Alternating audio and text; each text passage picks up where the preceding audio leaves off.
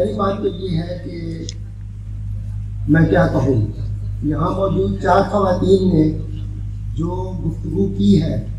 میں سمجھتا ہوں پورے دن کی ساری دانش کا حاصل ہے، اور اگر یہ خواتین نہ ہوتی تو میں شاید بہت سارا علم حاصل نہ کر پاتا جو مجھے ملا۔ میں الگ الگ فردن نام نہیں دوں گا، لیکن واقعی یہ ایک ترقی پسند فکر کی صنفی جو تناظر ہے وہ بہت زبردست ہے۔ اس کے لیے میں اپنے آپ کو مبارکباد دیتا ہوں، آپ سب کو اور ان کو بھی۔ دوسری بات یہ ہے کہ آپ لوگوں کی یہاں موجودگی مجھے پنجاب اور لاہور اور حیدرآباد کا فرق یاد کرا رہی ہے۔ ہم نے پچھلے سال لاہور میں ایک پروگرام کیا تھا انجمن کی طرف سے، وہاں بمشکل سے 40-50 لوگ ہم جمع کر پائے تھے، اور آج 200 سے زائد لوگ مجھے نظر آ رہے ہیں، اور یہ اتنی کمال کی بات ہے۔ یہ لاہور اور حیدرآباد کا فرق صرف لوگوں کی موجودگی کا نہیں ہے، یہ سیاسی فرق ہے، اور اس کا ایک عملی مظاہرہ یہ ہے کہ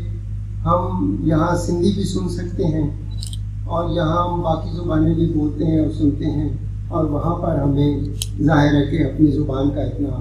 درد اور شعور نہیں ہے۔ تو جب تک ہم اس ملک کی 70 زبانیں ہیں، جب ہم کیا روسی اثرات کی بات کریں گے اگر ہم ان زبانوں کو ان کے زبان ہونے کا حق نہیں دے سکتے؟ تو اب میں اس کی تفصیل میں نہیں جاؤں گا کہ کتنی زبانیں اور کس کس صوبے کی کتنی زبانیں ہیں، لیکن اس کا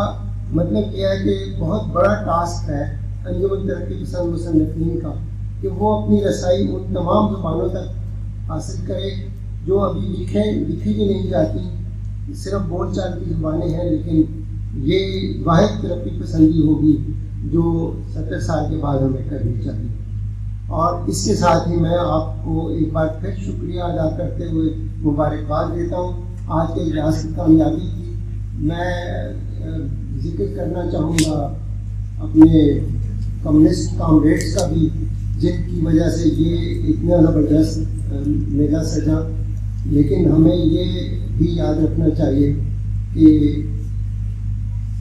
میں ایک واقعے پہ اس کو ختم کرتا ہوں،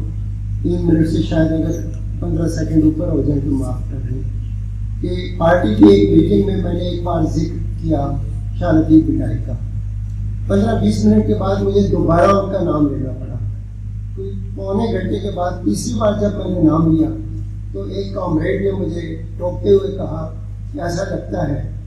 کہ آپ کل آ کے کہو گے کہ شاہ لطیف بھٹائی کو پارٹی کا ممبر بنا دیں۔ تو میں نے کہا نہیں، میں آپ کو یہ مشورہ دوں گا کہ آپ شاہ لطیف کو جوائن کر لیں۔